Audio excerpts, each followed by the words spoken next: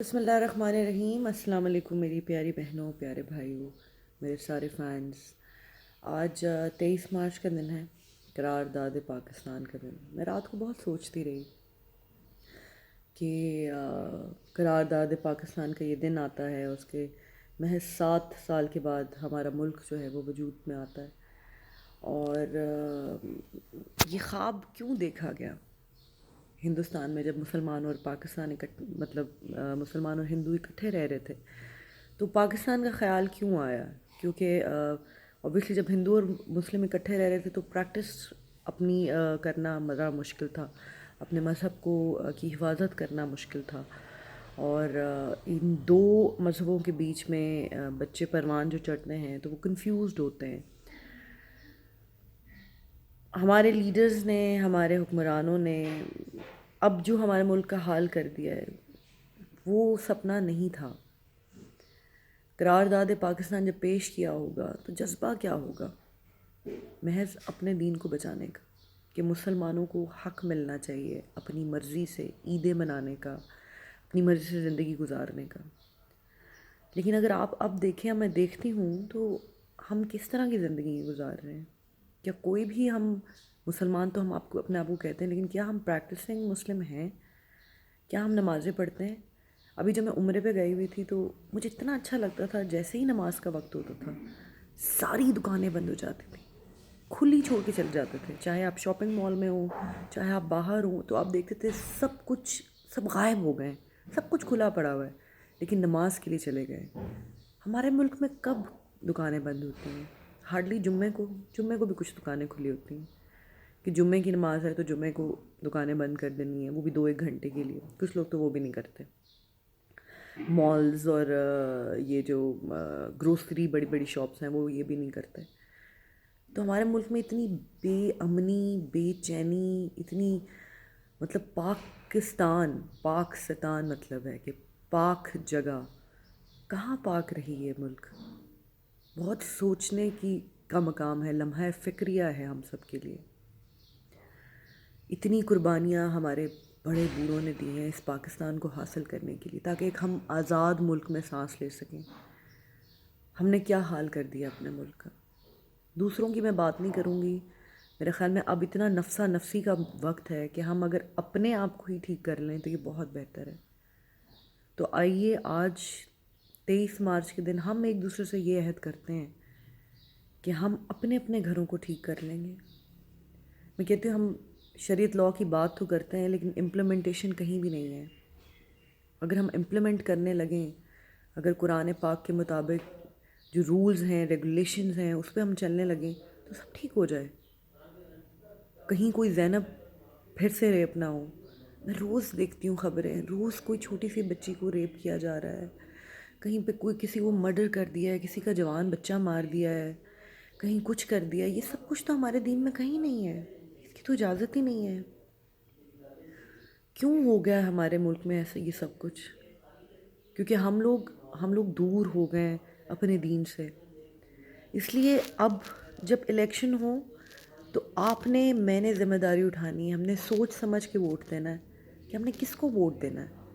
کیا ہم کسی ایسے کو حکمران بنائیں گے جو آئیں گے، جو پاور حاصل کریں گے، اپنے پیسے بنائیں گے یا چلے جائیں گے، یا کوئی ایسا حکمران آئے جو کہ اسلامی نظام کو لے کر آئے؟ یہ اسلامی ملک ہے، اور جو اصول پہ چلے، جس میں ہمارا گورنمنٹ ٹھیک ہو، ہمارا عدلیہ ٹھیک ہو، جس میں ہمارے بچوں کو نوکریاں ملیں۔ اس لیے بڑا سوچ سمجھ کے آپ نے ووٹ دینا ہے۔ آپ دیکھیں ہم تو ایسے ملک میں رہتے ہیں جہاں پہ ہمارے ووٹ کہاں بنے ہوئے ہیں یہ بھی نہیں پتہ ہمیں۔ تو میں عورتوں سے ریکویسٹ کروں گی کہ آپ اور میں مل کے جو ہے ہم بھی نکلیں گے اور ووٹ دیں گے۔ لاسٹ ایئر مجھے جذبہ تھا اور ہمیشہ ہی ہوتا ہے، میں نے سوچا میں ووٹ دیتی ہوں۔ اب سوچیں میں اپنا ووٹ نکلوانے کے لیے گئی تو مجھے پتہ چلا جی میرا کراچی میں کہیں پتہ نہیں کون سے ایڈریس سے ووٹ بنا ہوا ہے، اور شاید ڈل بھی گیا ہوگا۔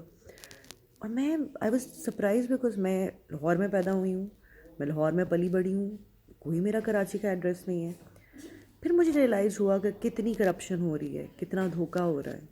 ہم تو ووٹ بھی اپنی مرضی سے نہیں دیتے، جو حکمران بنے بیٹھے ہیں وہ شاید اپنی مرضیوں سے حکمران بنے بیٹھے ہیں۔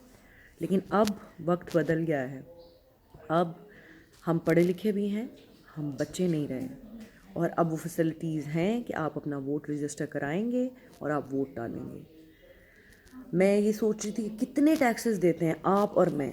ایلیٹ کلاس نہیں دیتی ہوگی آئی ایم شیور. جو امیر لوگ ہیں وہ بہت امیر لوگ ہیں, وہ نہیں دیتے ٹیکس, پتہ نہیں دیتے ہیں یا نہیں دیتے, لیکن ہم جیسے لوگوں کو ٹیکس دینا پڑتا ہے, مڈل کلاس لوگوں کو. ابھی جب میں نے انڈسٹری چھوڑنے کا اعلان کیا تھا تو ایف بی آر والوں نے میرے اکاؤنٹ جو ہیں وہ ایک دم سے خالی ہو گئے جی. پیسے جتنے تھے وہ نکال لیے, ویسے ہی کام چھوڑ دیا, پیسے بھی نکال لیے.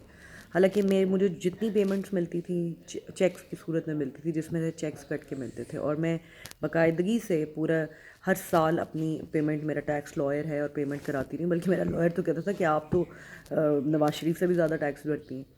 اور جب یہ ہوا تو میں نے خیر اپیل وغیرہ کی ہوئی ہے, ابھی بھی اپیل کی ہوئی ہے, لیکن گھر کا بھی ہم ٹیکس دیتے ہیں. کھانے پہ ہم اگر جاتے ہیں, اگر آپ 2,000 کا کھانا دیتے ہیں تو آپ کھاتے ہیں, 300 کا آپ ٹیکس دیتے ہیں, آپ گروسری پہ بھی ٹیکس دیتے ہیں. تو ہمیں فیسیلیٹیٹ کیا کیا جا رہا ہے اس ٹیکس کے بدلے میں؟ بجلی پہ ٹیکس ہے, ہر چیز پہ ٹیکس ہے. مجھے تو لگتا ہے ہم سانس لینے پہ بھی ٹیکس دے رہے ہیں. لیکن باہر کے ملکوں میں جب آپ ٹیکس دیتے ہیں تو آپ کو فیسیلیٹیٹ کرتے ہیں, آپ کو ہاسپٹل فری ملتے ہیں, آپ کو بچوں کی اسٹڈیز فری ملتی ہیں. ہمیں کچھ فری نہیں مل رہا, بس ہمیں جینے کی اجازت مل رہی ہے. سو آج کے دن آپ نے اور میں نے اپنے ملک کے بارے میں بھی سوچنا ہے.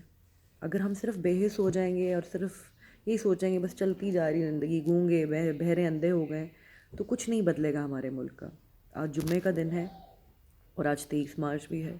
آج ان لوگوں کا جذبہ یاد کریں جنہوں نے یہ خواب دیکھا تھا, جنہوں نے یہ ہمیں خوبصورت ملک عطا کیا ہے.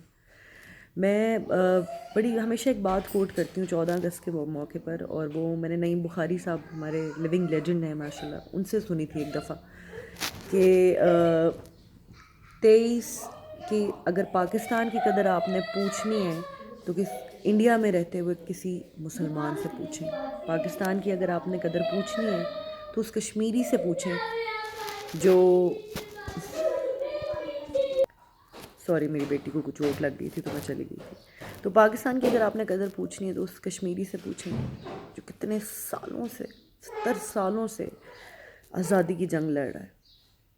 اس لیے آپ سب کو 23 مارچ کے دن بہت مبارک ہو, سیلیبریٹ کریں, اپنے بچوں کو اس دن کی اہمیت بتائیں اور اپنے اندر صحیح پاکستانی ہونے کا جذبہ دیں. اور جب اس بار ووٹ دیں تو اپنی عقل لگائیں اور باہر نکلیں, آپ سب لوگ باہر نکلیں اور ووٹ دیں. اپنا بہت خیال رکھیں, جمعے کا دن ہے, دعاؤں میں یاد رکھیں, درود شریف کثرت سے پڑھیے گا. انشاءاللہ پھر ملاقات ہوگی. اللہ حافظ.